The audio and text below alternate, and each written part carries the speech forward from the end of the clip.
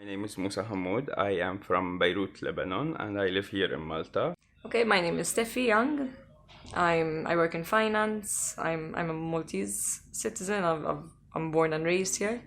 I'm Nicholas, Maltese. I'm 52 years old. I have a relationship with a German partner for 18 years. So my name is Francesca. Hi, I'm Agnes, and I'm the community manager at VIEW.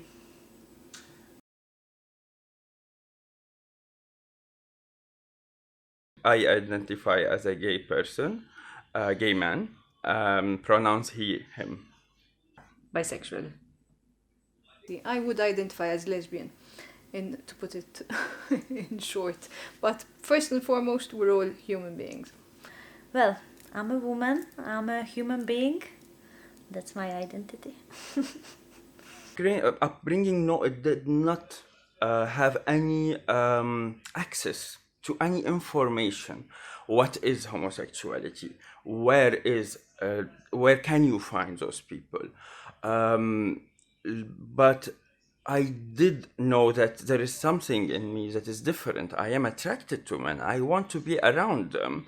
It was still at that age, not maybe a puberty even age for me, so there was no sexual thoughts, but there were always these emotional feelings that I need to be connected to a man around.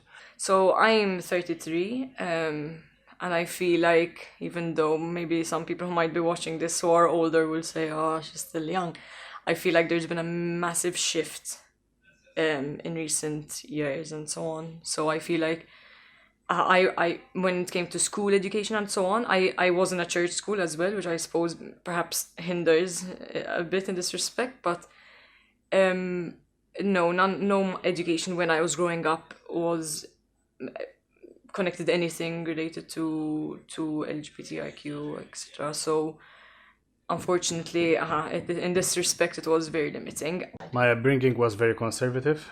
It was in a village, but I always went to church school. So, no, I had no LGBTIQ roles in my life, not at all. I always thought that being gay is dressing women's clothing. That was my idea of being gay. Not until I met my ex, which he introduced me to this exciting world where he made me realize two men can live together and have a relationship, friends, bars, clubs, the whole life in parallel what's happening in the state world. I think my upbringing was quite easy. I can't complain. But looking back, I feel that there was something which was missing. It's like I've always felt that like I didn't have maybe role models, anyone who I could say, I could identify with, or From the society or like TVs or news were not really positive when it came to anyone from the LGBT community. However, like within my family, my mom was always very open. She always talked about love and how it's okay if like we are four sisters, and she always told us it's okay. One day, if you would come home with a girl, that's fine, or if you would come home with a guy, that's okay as well. So that's my main. That's my foundation actually. This is how I was brought up. Coming out story, it wasn't there because I never had the struggle, so it was always something, like you look and So it's just that people were waiting, okay, when is the scandal happening? No, the scandal did not happen because I had that guilt, I had that shame, I had that, no, people should not know, and I need to put up a different show. So I had always to put that kind of, the good student, the good mannered people, helping everyone, being nice to everyone, so people would immediately do not associate any sexuality because you have such a nice person in front of you that he's, you know, like so good. So this is a coping mechanism my brain has developed since I was a child to prevent myself from rejection and from being not loved for being who I am. So I was actually 14. It was a friend of mine in school, my best friend, and then I don't know, things stuff developed. It was very confusing actually looking back.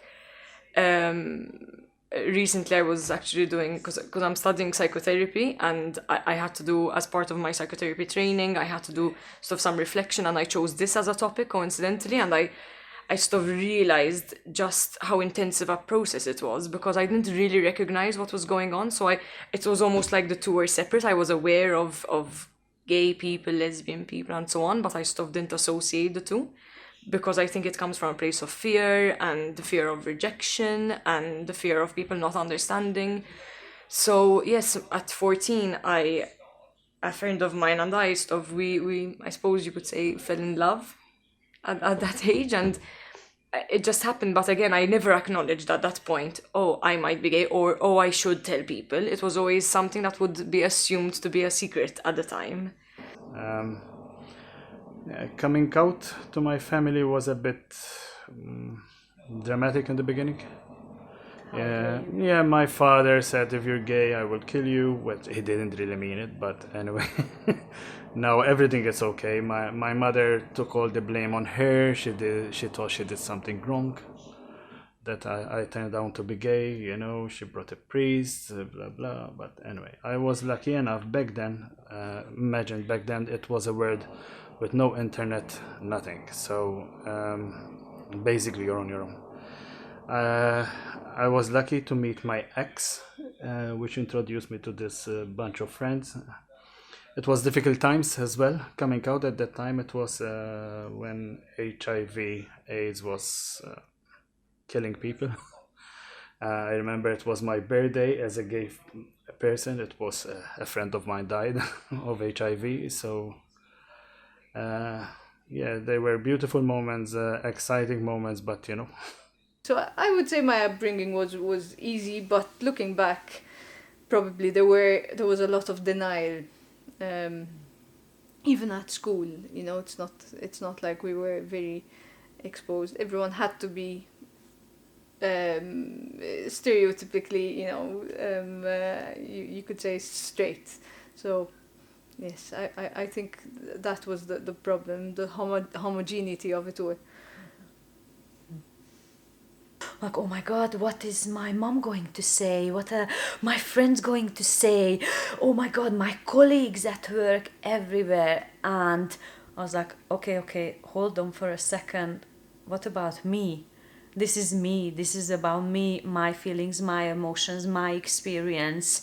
What do I think? So I was dating with this woman for already over a month, and then I thought, I'm like, okay, this is time now to call my mama. So I did, and basically I was super scared, of course, even though, like, really, she kept always telling us to, it's fine, you know, one day you might come home with a girl. So I told her, I'm like, Mom, do you remember? I actually came out only recently, a few years ago. Exactly. What's your coming out story? Well, it came quite naturally, you know, but eventually it came quite naturally as I was getting older, and I finally sort of, you kind of meet someone and you realize, okay, this is it. And then everything kind of fell into place, and I kind of finally felt like I could be myself. It was just brilliant. Like, she was so supportive. Like, yeah, she just made sure that it's absolutely fine, and she was so happy for me. And the main thing is, if I'm happy, that's all it matters. Nothing else matters.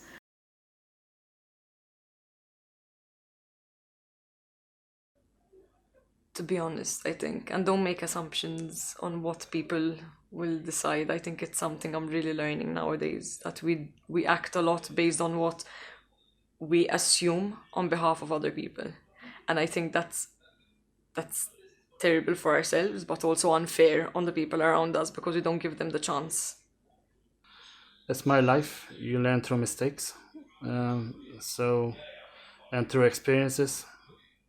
No, I would just say nothing. Just be yourself and live your life and face problems, whatever. Celebrate life.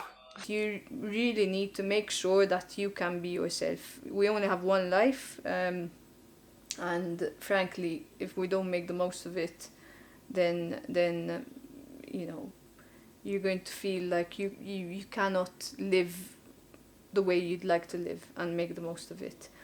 Be yourself. You have to be yourself. Your first priority has to be you and what makes you happy. So then basically I just had the same conversation with myself. And I told myself the same, and basically I came to the conclusion to, all right, I just have to roll with it, and the best choice I can make is to choose me, to choose myself, and just to be who I am.